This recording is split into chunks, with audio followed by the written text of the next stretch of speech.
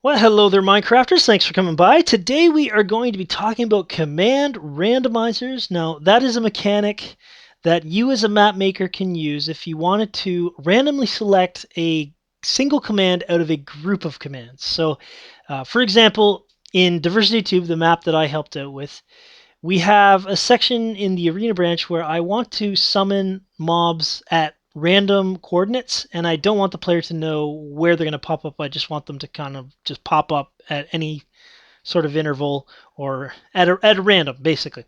And what we have been using, now I have 1.8.5. This is the version that was released before the current version of this video. But in 1.8.5 and I think from the beginning of 1.8, map makers, I believe pretty much everybody was using this randomizer. You put your commands in here, be it summon or whatever it is. You hit it with that and on a redstone block, and it fires off any command at random. So this was, I think, by far the most popular randomizer. Diversity 2 had it, Suburbia had it. Basically every 1.8 map maker I can think of used this method. But unfortunately, in 1.8.6, that feature was removed, and now when you hit it, so basically it is broken a lot of maps. It's broken Diversity 2. It's broken pretty much every map maker I've talked to has used this, and it's pretty frustrating. And it was removed on purpose because of a security exploit that you could possibly give yourself up on any server and wreak havoc. So that was the decision that Mojang found, and I have been struggling trying to find a replacement for at least my personal uses. And I do have a couple systems here that I actually put a call for help on Twitter.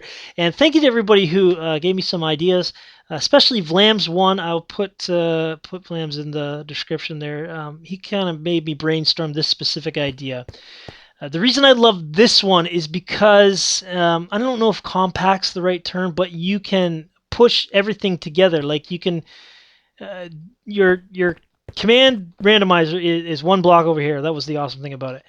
Now it's still one block wide, and depending on what you want to do, like if you want to randomize where witches will spawn, this will be one strip, and then if you want to randomize where magma cubes will spawn, this would be another strip beside it, and you can put them side by side, and it won't interfere with each other.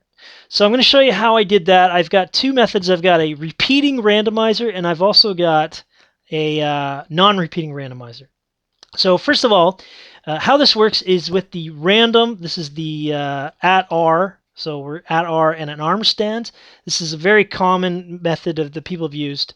I'm going to try to break it down a little bit slower for new map makers. But what I've done over here is I've summoned all these ArmorStands here through these command blocks. They are small ArmorStands, doesn't have to be small. They're marker ArmorStands, which means you cannot interact with them, which may or may not be important. And I've customized their name to random output 1. Now the ones at the end here I didn't put a name on, just so that you can see that they will not be selected when the randomizing takes place. But what I can do also is I can put their name on so you can see. There we've got random output 1. Those 5 or is it 5? Yeah, 5 are random output 1, and then these last 4 don't have that name, so they will not be affected. I just put it there so you can see. And as soon as I put the clock on, you've got some random outputs there. It could be repeating 2-2. It could be anything. It doesn't matter. It's completely random. The way that works, let me just actually turn it invisible so you can actually, yeah, there we go. You can actually see it's working. I'm going to take the name off. There we go. So it's pretty cool that way. So what's happening is every time the clock fires off, you could even use it as a button. It doesn't matter, any type of input to it. I'm going to execute at a random ArmorStand named random output 1. You can make up the name, whatever you like. It's going to set block a redstone block at that ArmorStand. And I'm added the destroy tag just in case for some weird reason the redstone block got stuck there and then it didn't disappear. Then the next time if it tried to set off that command, it wouldn't be able to do it because there'd be a redstone block there. So I've got the strike command just in case it breaks. But up top, any redstone block that gets set underneath whichever command block, it sets it to air. And then down here is where you would put all those commands. So whatever you have in your dispenser, you would put them down here. Now, if you're building a map from scratch, you can totally use this method. It works awesome. This is hopefully gonna help replace some of the broken maps if you have the space. That's the most important thing, if you have the space. So this is a repeating randomizer. It will constantly just go off, even if you didn't want to do it. If you had a one input there, you see it's completely random. Moving on to my non-repeating randomizer. So this is something that when it goes off, let me just reset it here. Same sort of method. When it goes off, I don't want it to select that section again. So for example, in Diversity 2, there is a segment in the puzzle branch where we launch a sheep, and the sheep has a certain name. And we do not want another sheep of that name to spawn, so we have to not allow that command to activate again. So again, you would put your whatever's in your dispenser or whatever commands you want down here. They could be summon, set block, whatever it is. You put them down here.